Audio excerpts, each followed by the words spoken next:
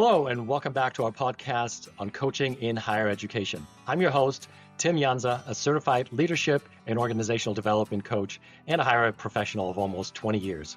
I have with me today a dear colleague, Dr. Sarah Westfall, an experienced higher education administrator, executive coach, and principal at Westfall Executive Advisors. What intrigued me about her background is her years of experience with and deep insights into the specific needs and challenges of liberal arts colleges. This is a fascinating space where I taught for a few years in the mid-2000s. So naturally, I wanted to know more and hope you do too. So let's explore how coaching can make a difference at these smaller but no less important institutions. Welcome, Sarah. It's so good to have you join me today. Thank you, Tim. I've been looking forward to this, and I look forward to the conversation. So I did a little digging and found that there are currently approximately, give or take, about 228 liberal arts colleges in the United States. And of these are about 202 are private and about 26 are public. Mm-hmm. And of course, given how many institutions we have, it really makes up a relatively small percentage of all the colleges and universities in this country. But it's also a group with some great impact and great prominence in the higher ed landscape. So what I'm wondering, maybe we could start with you sharing just a couple of insights into what makes coaching at liberal arts colleges different compared to other institutions, other educational environments, especially the big research universities, and perhaps even where there's a little bit of a difference between the public and private liberal arts institutions. That's a good question. And I'm fortunate I get to work with clients and institutions of kind of across the spectrum. And my abiding interest really is the small college, and most of which are liberal arts colleges. So there's a category of small colleges, and then within that is the category of liberal arts colleges. I think the scope and scale is a real differentiator for folks in liberal arts colleges. So they typically tend to be very small colleges. They tend to have a very strong mission orientation, a very strong, very distinctive culture that's really important.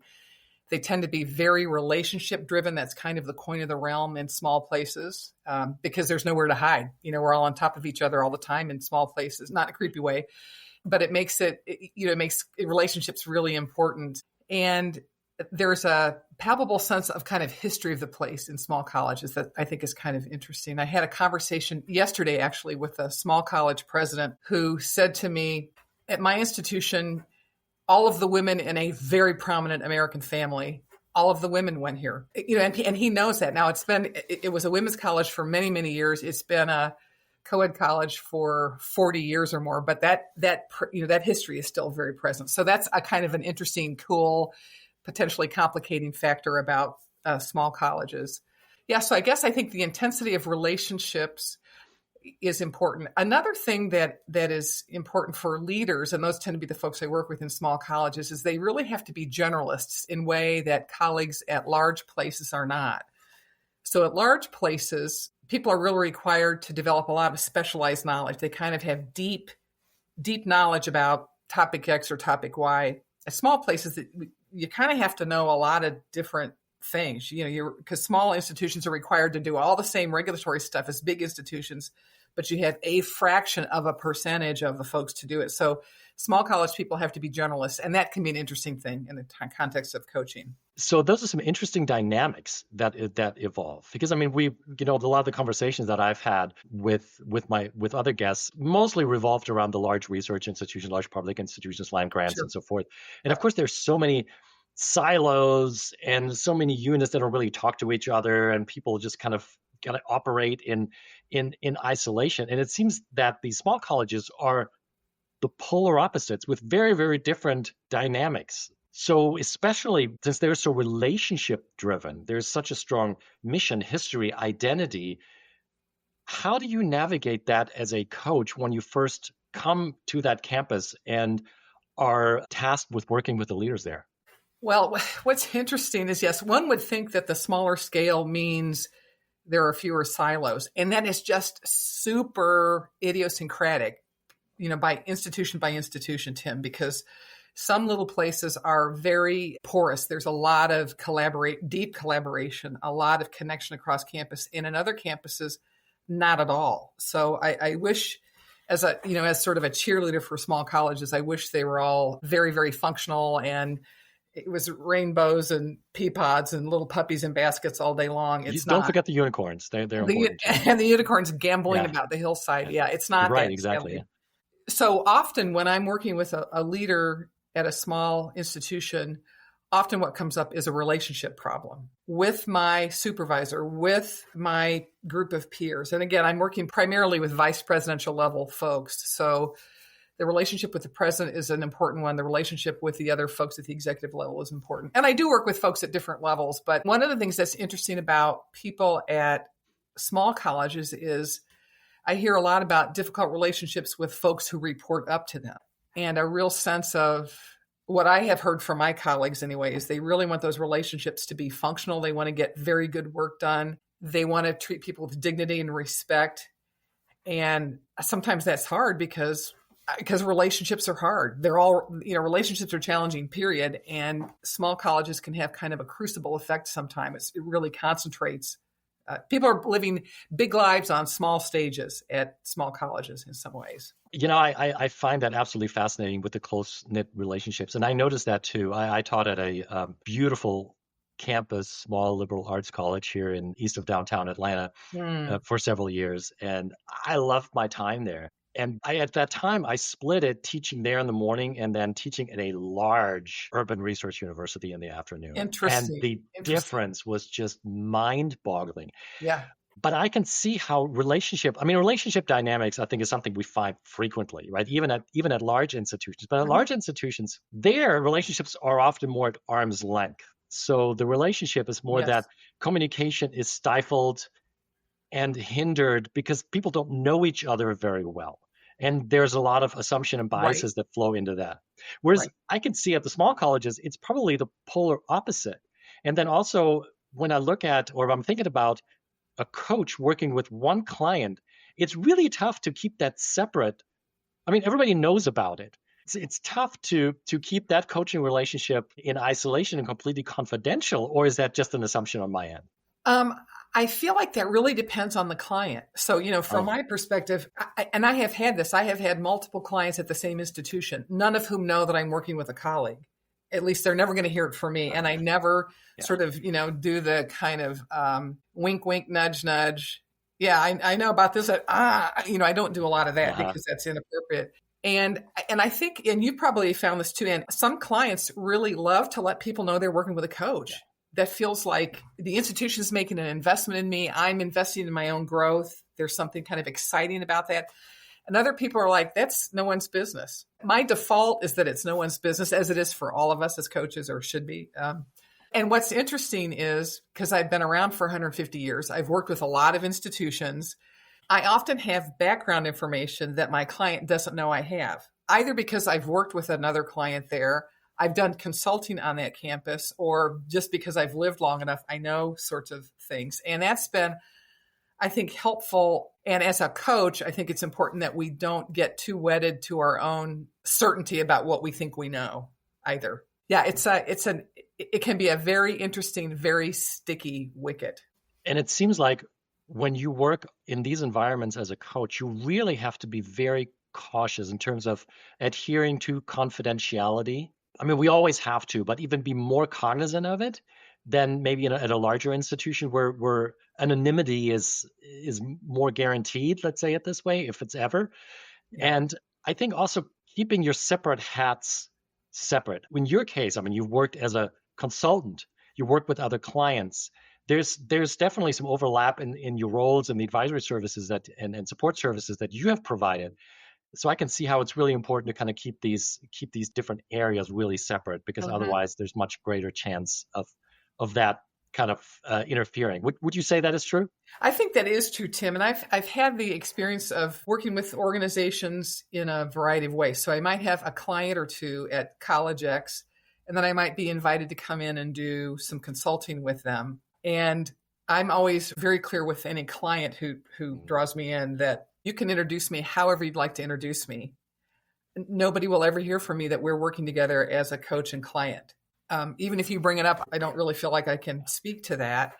And it works. It's like I think there, compartmentalization really helps human brains do stuff, it can be Mhm. problematic. But in this case, it is very helpful, I think, to say, okay, I'm working with Tim here, and Tim's invited me to campus to do this. This is not Tim, but my contact with Tim informs this in certain ways. But again, I need to not be too firmly wedded to what I've learned from Tim, Uh, as I approach the larger project.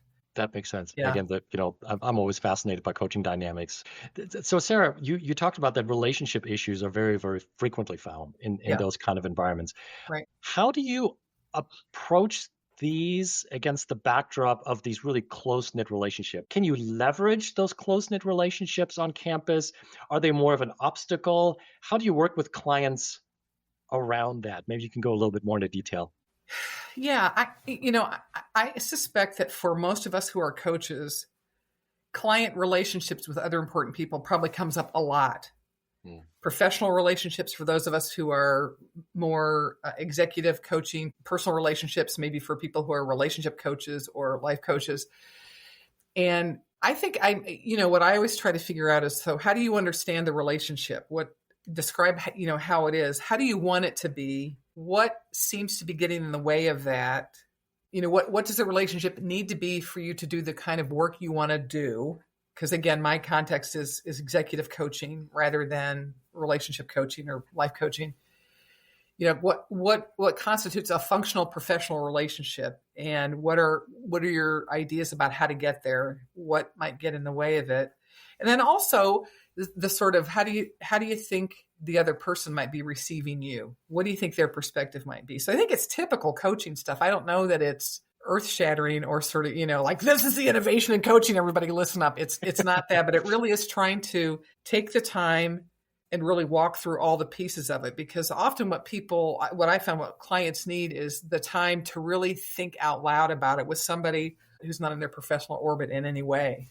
And, sometimes it seems pretty effective and sometimes it's not, because our clients only have control over one part of the relationship, which is what they do. And sometimes relationships aren't only, difficult professional relationships aren't only about the dynamic Tim and Sarah have. Uh-huh. It also might be what shadows being cast by Roger or by, Shanique, who's on the other side of this. It's typically not just in isolation, because there are team dynamics at play. There are staff dynamics at play. For people who are leading teams, I spoke to a client yesterday. She's new to a VP position. She's leading a team. The team is great, except for two really key people who seem to be having trouble getting on board. In her case, one of those folks was an internal candidate for the position she earned, really awkward. And the other one is a very senior person whose response to things is, well, we tried that in 1994. Well, of course it couldn't. Of course it doesn't work today. What you're describing really reminds me of some work I've done with faculty and department chairs. So it's like a microcosm of that, because it's the same thing. Because when you have become a chair, you kind of merge from the faculty. Before you were a colleague, now you're king among kings, sort of. So so it's an interesting dynamic there as well, and it can get a little awkward. So definitely, to your point there. Yeah. Other than relationship issues, what other topics do you find working with executive leaders in small and liberal arts colleges? I'm engaged by a lot of folks who are transitioning to a new executive role.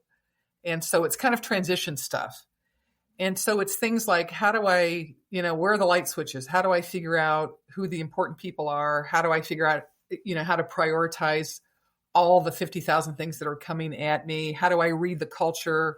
What do I need to know about working with the board? They're very specific, obviously, to each client and to each context that they're in. And that's really fun coaching too. I mean, I think all of it is really fun, but that's an important piece, which is, okay, how do I land here? And that can be interesting if maybe I've been here for 10 years, but now I'm in the VP role.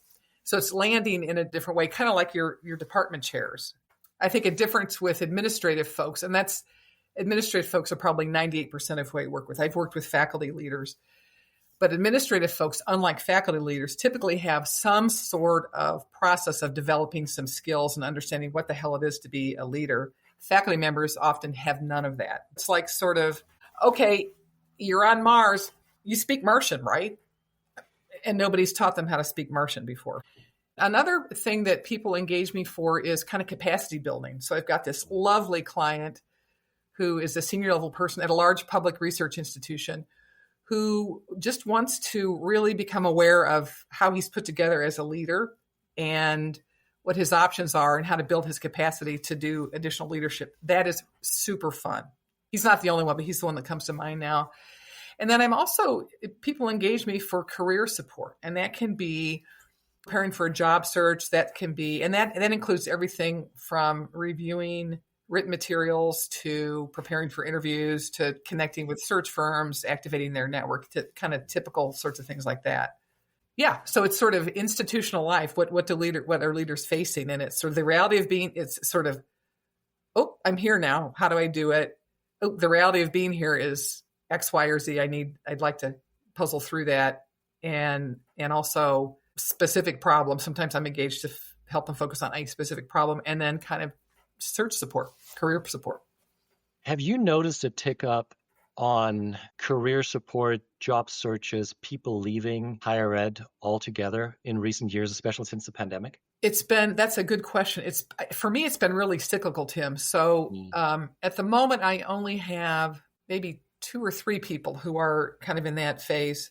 In the past, at any given time, that would be like a 20 or 25% of my work overall. It's not right now. It's a smaller portion. So for me, it's cyclical. I don't know if it's cyclical, for everybody, but for me, it's been kind of cyclical. And yeah, so most of the people I work with who seek me for career support are interested in staying in higher ed or higher ed adjacent work. So it's not like they're thinking, what I really want to do is go work for IBM. And I wouldn't be the right tool for that job anyway. The only thing I know is higher ed. That's what I've done, for many, many, many years. So yeah. The reason I'm asking is because, number one, it's something I've observed. I've worked with quite a few clients actually who've been thinking about leaving academia, but those are mostly people in faculty roles who are just burned out. They don't feel taken care of.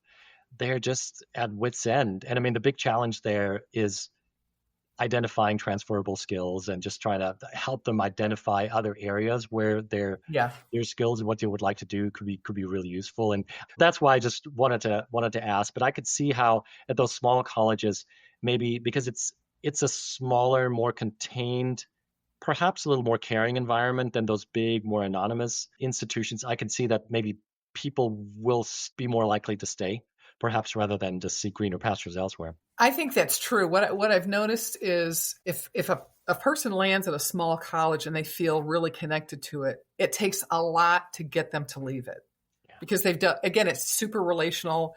I don't like the family metaphor all that much because some families can be pretty awful, but people feel connected. It's more like a community. They feel like they have found their community. And, think about those of us who are drawn to higher ed.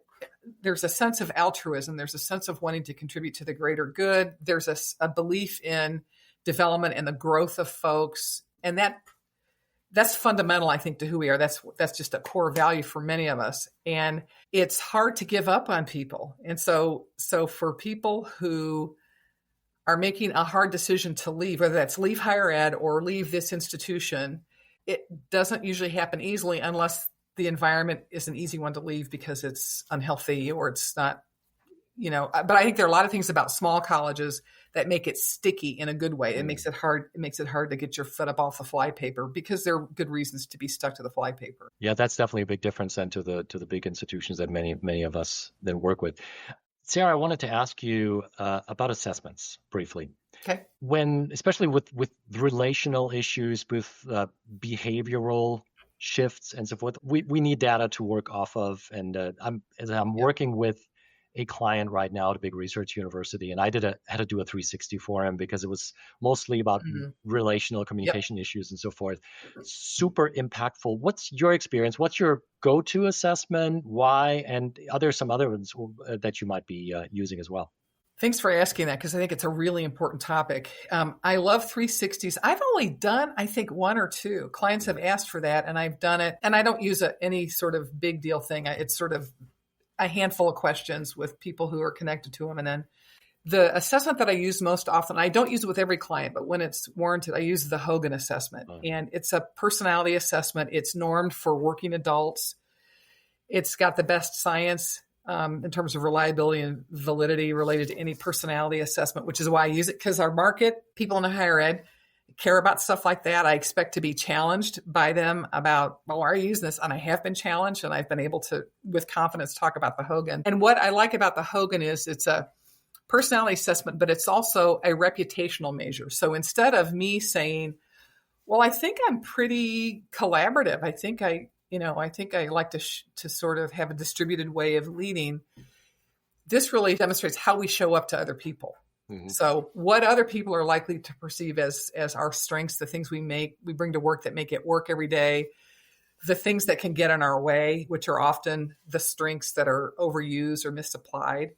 And then really importantly, there's a section of the Hogan that covers motives and values and preferences. And that's been profound for people because it gives language to things that we often feel or we know, but we don't have language for it. We don't really articulate it. And my clients have really loved that. It's like a well you can go back to time and time again. So I use it. And I use that with individual clients. And then I also use it.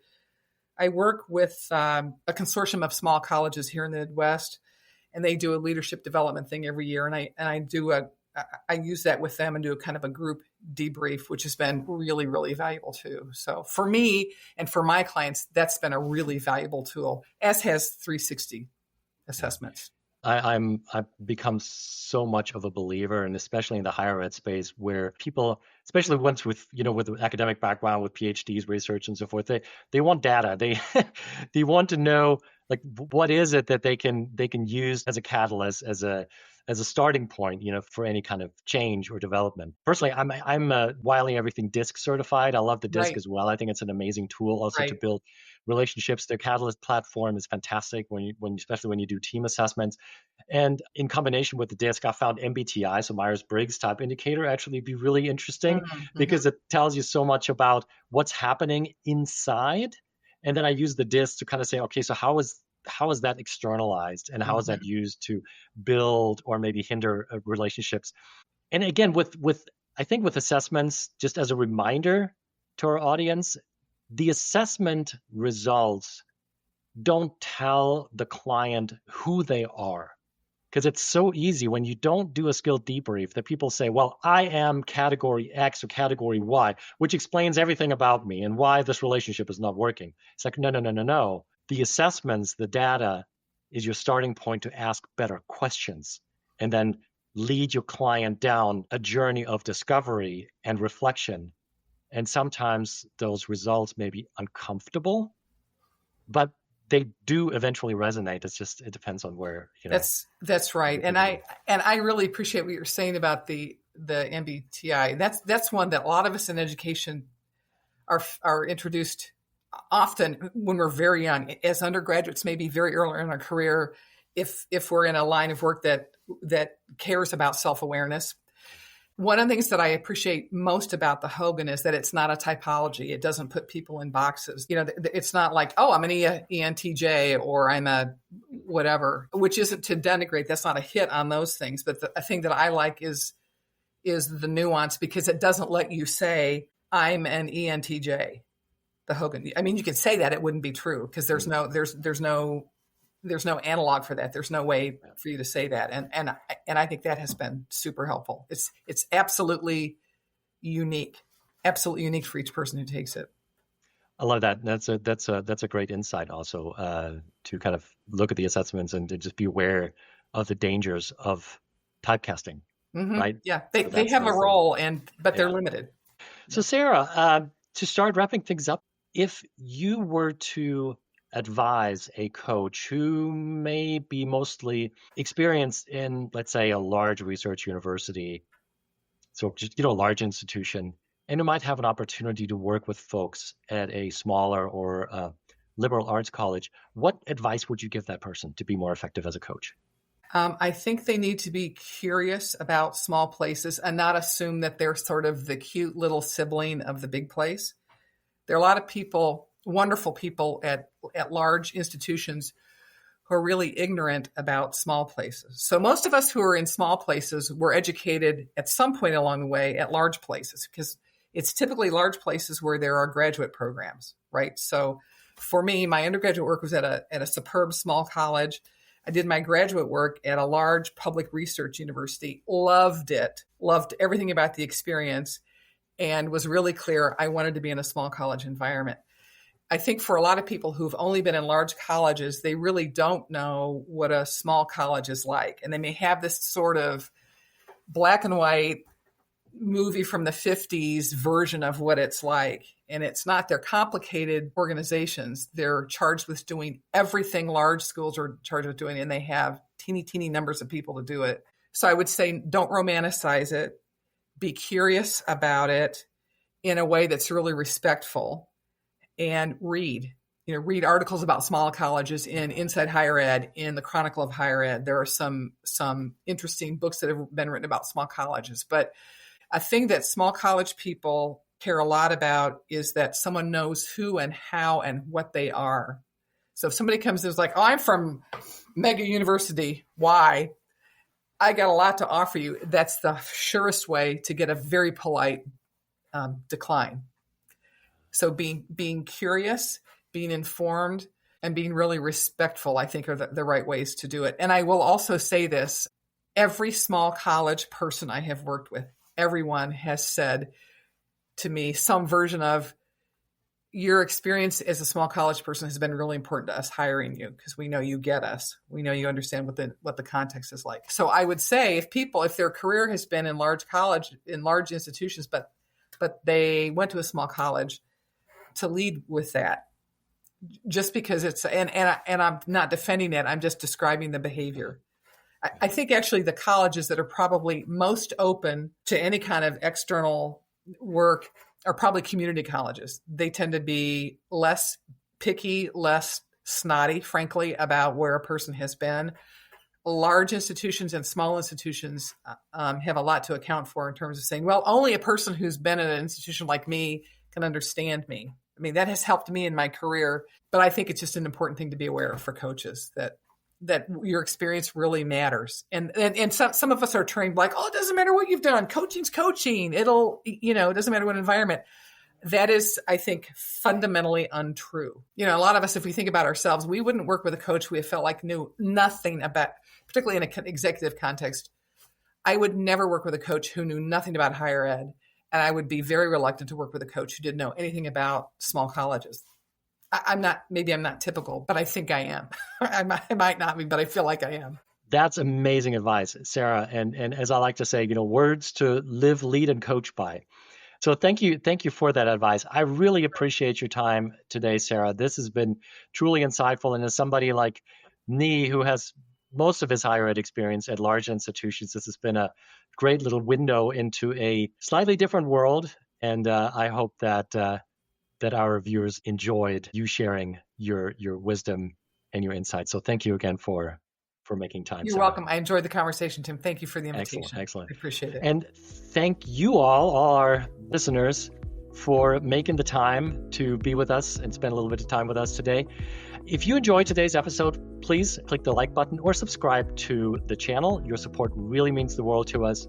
And if you're interested in information on this episode, on our guest, or on the topic, please visit our companion website, higheredcoaching.us or leadershipimagined.com/podcast. See you next time, and keep making a difference, one client and one conversation at a time. Take care.